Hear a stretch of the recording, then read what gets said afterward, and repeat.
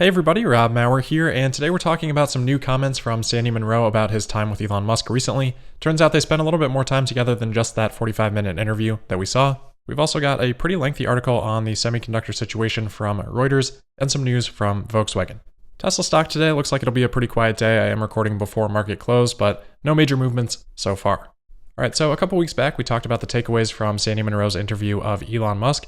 When recapping that trip recently on Munro Live, Sandy Munro did share a little bit more detail about that trip and his conversations with Musk. He said they were able to take a 2-hour tour of the SpaceX facilities, do the interview, and then after that, Musk invited them to stay for a design review, which was an additional couple of hours. Here's the key quote from Munro about that design review. He said, quote, "I was blown away. I've seen dozens of CEOs. I've never seen a CEO ever, or a president, that knew more about the product, that knew the details of the product, that could bring an idea and discuss it, not in just grandiose, hand-waving terms, but hey, let's use this formula and rattle off a formula or rattle off a material or rattle off a process that is kind of obscure unless you're a detail engineer. I was blown away by that. That kind of stuff you don't see executives know much about." End quote.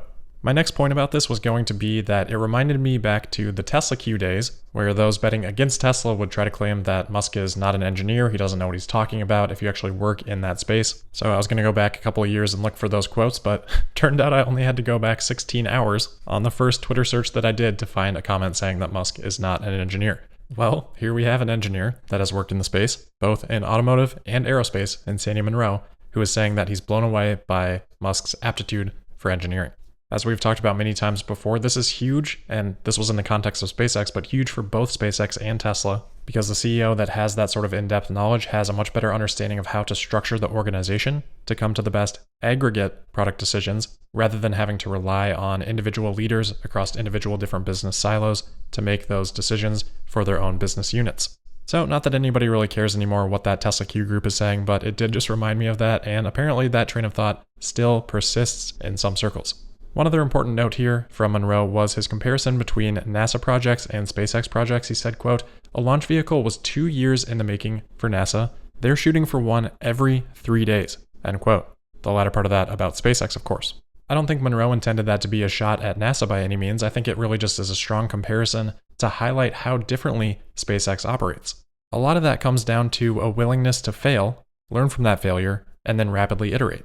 I think risk aversion holds people back in a lot of ways, holds businesses back in a lot of ways, and the more mired down in bureaucracy an organization is, the more those different perspectives on risk aversion tend to creep in. Thinking about organizational structure again, I think every vertical level that you have could be seen as sort of a risk funnel or a risk filter, where you have all these different layers of people not wanting to let their manager down by failing, which sort of acts as a forcing function towards a more conservative, safer action plan versus a more aggressive, riskier action plan.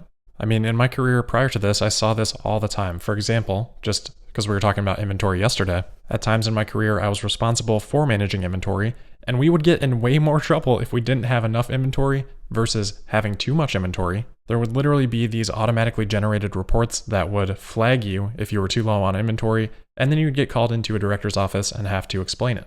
Well, when we think about why that might be, that manager is obviously having to explain why we have low inventory in some certain area to their manager, who probably doesn't want to be flagged on any reports to their manager. Now, of course, over time, the company realized that having too much inventory is also a problem because that leads to eventually having to mark down that inventory, put it on clearance, and then that hurts your profitability. A couple points here being that the more layers of managers you have, the more difficult it is to have that communication from bottom to top, the more prone to conservatism the organization will be. So I think having a CEO with a more holistic base of knowledge allows for a flatter organization that helps with risk tolerance. And then obviously the CEO's own appetite for risk plays a huge role there as well. I think a big part of that risk tolerance is time horizon. So someone like Elon Musk that is thinking in decades long terms, that risk tolerance is going to be much higher than a CEO who is thinking more about their CEO compensation plan, which is often structured over a period of something like 3 years. It also doesn't hurt that Musk owns a fourth of the company. He's got a lot of control there. He doesn't really have to worry about being replaced. All right, so I've said my piece there. Let's move on to the semiconductor article. This is from Reuters today, and I think offers a good follow-up to our conversation last week on the subject, and I think can shed a little bit of light on how Tesla may or may not be impacted. So the article basically talks about how automakers have been deprioritized for things like consumer electronics, kind of like we talked about last week. As early last year, automakers cut their orders and kind of left their suppliers hanging in that balance. Reuters writes about this saying, quote, In Germany, Volkswagen has pointed the finger at suppliers, saying it gave them timely warning last April when much global car production was idled due to the coronavirus pandemic that it expected demand to recover strongly in the second half of the year. That complaint by the world's number 2 volume car maker cuts little ice with chip makers who say the auto industry is both quick to cancel orders in a slump and to demand investment in new production in a recovery. End quote. Remember, last year during that situation, Tesla did have to shut down, but Elon Musk was fighting tooth and nail to open as soon as possible, and Tesla's quarterly results showed at that time that they were least impacted from a demand perspective, as Tesla was selling every single car that they could produce. So I think this again supports the idea that Tesla is less likely to be impacted by this, because Tesla fighting extremely hard to get production back up and running, not having a demand constraint, and extremely importantly here as well, being one of the only automakers to actually be growing production, Tesla was likely to be much more concerned with keeping supply coming in, especially as suppliers were facing similar production shutdowns, than they would have been with trying to cut orders from their suppliers. Continuing on, Reuters writes, quote, "Closer to home, a source at another European chipmaker expressed disbelief at the poor understanding at one carmaker of how it operates. Quote, we got a call from one automaker that was desperate for supply. They said, why don't you run a night shift to increase production? This person said. What they didn't understand is that we have been running a night shift since the beginning." End quote.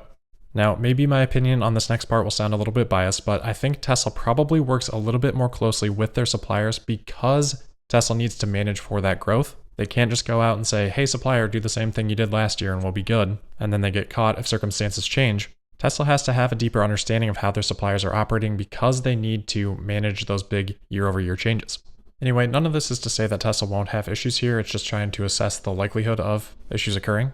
And even if there are issues, it doesn't seem to be all that significant, so even though we're hearing a lot about it, IHS Markit is now forecasting about 1 million vehicles at risk in the first quarter. That's up from last week when they were estimating no fewer than 670,000 at risk.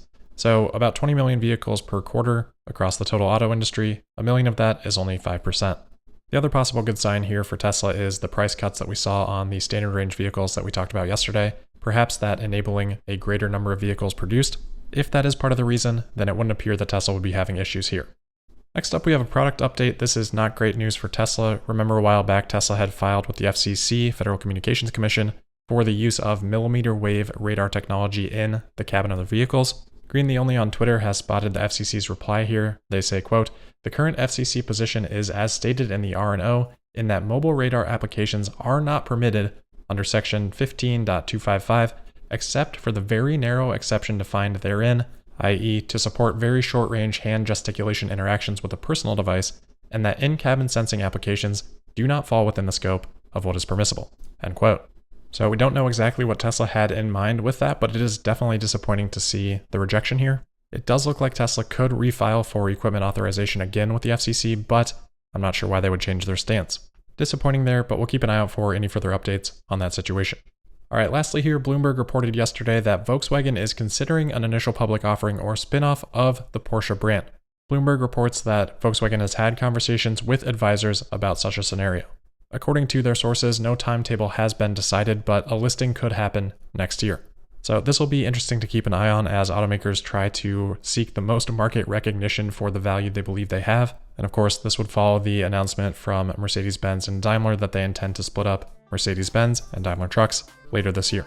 So that will do it for today. As always, thank you for listening. Make sure you're subscribed and signed up for notifications. You can also find me on Twitter at Tesla Podcast, and I'll see you next week for the Monday, February 22nd episode of Tesla Daily. Thank you.